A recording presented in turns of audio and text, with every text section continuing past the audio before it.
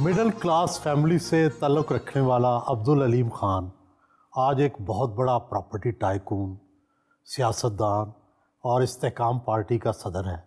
ये बताएं कि आपने कितनी तालीम हासिल की और किस तरह यहाँ पहुँचे? जी चौधरी साहब, मेरे वालिदैन दोनों जो थे वो जो है वो नौकरी पेशा थे। मेरी वालदा जो है वो प्रोफेसर थी। कहाँ पढ़ाती थी? वो फ़िलासफ़ी पढ़ाती थी अफवा कॉलेज में। जो मेरे वालिद थे वो प्रोफेशनल बैंकर थे। वो एक बैंक होता था ग्रैंडल्स बैंक, तो वो ग्रैंडल्स बैंक में थे और वो रिटायर जब हुए तो वो ग्रैंडल्स बैंक से रिटायर हुए थे। मैं जो था मैंने पहले क्रेसेंट में गया, स्कूल मेरी क्रेसेंट था, फिर गवर्नमेंट कॉलेज गया, फिर मैंने वहाँ से बैचलर्स करके बाहर गया, कनाडा गया। लेकिन मैं अपनी एजुकेशन कंप्लीट नहीं कर सका। मैं लास्ट ईयर मुझे जो है वो कैंसर हो गया था और फिर मुझे उसका 1 साल 1.5 साल इलाज कराना पड़ा। तो बट अल्लाह का शुक्र है, अल्लाह ताला ने मुझे सेहत दी और फिर मैं जो है मेरे कारोबार जो है वो अपने, जब मैं कनाडा गया तो स्टडीज़ के दौरान ही मैंने अपना कारोबार शुरू कर दिया था। वो कैसे? वो मैं यहाँ से जो है वो अपना एक्सपोर्टर बना। यहाँ से मैं गारमेंट्स बेचता था। वहाँ पे मैंने रिटेल शॉप्स बनाई कनाडा में। और फिर उसके बाद मैंने वहाँ पे होलसेल शुरू की।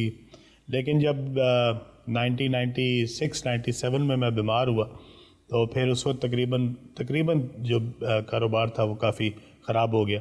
98 में मैं वापस आ गया और फिर मैंने जो है यहाँ पे रियल स्टेट जो है वो मेरे ये पेरेंट्स ने इन्वेस्टमेंट की हुई थी एक पार्क व्यू में। और फिर मैंने यानी पार्क व्यू जो थी वो पहले से आपके वालिद साहब ने? जी नहीं, मेरे वालिद साहब ने नहीं जी, एक सोसाइटी जो है वो पहले से मौजूद थी, उसमें उनकी इन्वेस्टमेंट थी, उन्होंने प्लॉट्स लिए हुए थे मेरे लिए, बहनों के लिए। तो वो मैं फिर उसमें आ गया, मैंने उसमें आके शुरू किया काम। और 2001 2002 में एक रियल स्टेट काफ़ी बूम आया। और फिर अल्लाह ताला ने, जब आपकी चीज़ें सीधी करनी होती हैं तो फिर अल्लाह ताला की तरफ से उसमें मदद आती है। तो आपकी सारी चीज़ें जो है वो, मेरी दादी मरहुमा कहा करती थी, सारी पुट्ठियाँ सीधियाँ कर देता। प्रॉपर्टी का कारोबार तो बड़ा मुतनाज़िया है। नाजायज़ कब्जे किए जाते हैं, बाज़ औक़ात ज़्यादा प्लॉट पर बेच दिए जाते हैं, ज़मीन कम होती है।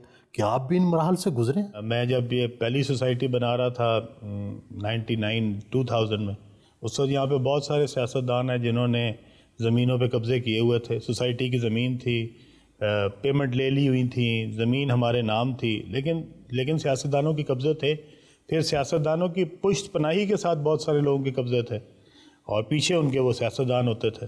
बहुत सारे इश्यूज़ जो हैं वो बिल्कुल जेन्युइन हैं और लोगों के कब्ज़े होते हैं और मुख्तलिफ मराहिल में मेरे ख़्याल में मुझे इसका सामना करना पड़ा। अगर चौधरी साहब आपको मैं ये कहूँ कि पूरी दुनिया में अगर आपने रियल स्टेट का कारोबार देखा हो तो अदर दैन द IT, ये सबसे ज़्यादा जो लोगों ने प्रॉफिट कमाया IT के बूम से पहले वो रियल स्टेट वालों ने कमाया। जी, सदर ट्रंप है, मलिक रियाज साहब हैं, आप हैं। तो मेरे ख्याल में रियल स्टेट से बेहतर जो रिटर्न्स हैं वो दुनिया में और किसी भी कारोबार में नहीं है। प्रॉपर्टी टाइकून तो आप बन गए, सियासत में कैसे आ गए? 2002 में मुझे शौक़ हुआ कि मैं सियासत करूं। मेरे कोई दोस्त थे तो उन्होंने कहा कि आप जो है वो अगर अल्लाह ताला नवाजे तो आपको उसके अंदर कोशिश करनी चाहिए कि आप। लोग कहते हैं ना जी, ये प्रॉपर्टी टाइकून इसलिए आते हैं सियासत में अपने बिजनेस की हिफाजत करते। जी, वो इससे उलट है, बल्कि जो अच्छे कारोबारी हैं वो सियासत में बिल्कुल नहीं आते।